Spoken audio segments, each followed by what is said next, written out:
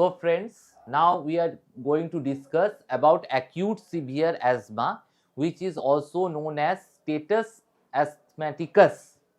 So let us know about the symptoms of severe acute asthma, that is breathlessness at rest. Patient will feel breathless even during at rest. He cannot speak. He has to speak in words. He has great difficulty in speaking, and so he is unable to recline. He is not able to take rest or lie down, and respiratory rate will be more than 30 per minute. Generally, the respiratory rate in a normal human being is 12 to 16 per minute.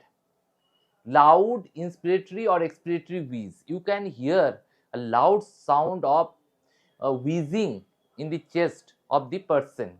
Heart rate will be greater than 120 per minute, and pulsus paradoxus. Pulsus paradoxus will be there, and the patient will be agitated in an agitated state. Then you can get the following values if you go for pulmonary function test, or you can go for spirometry.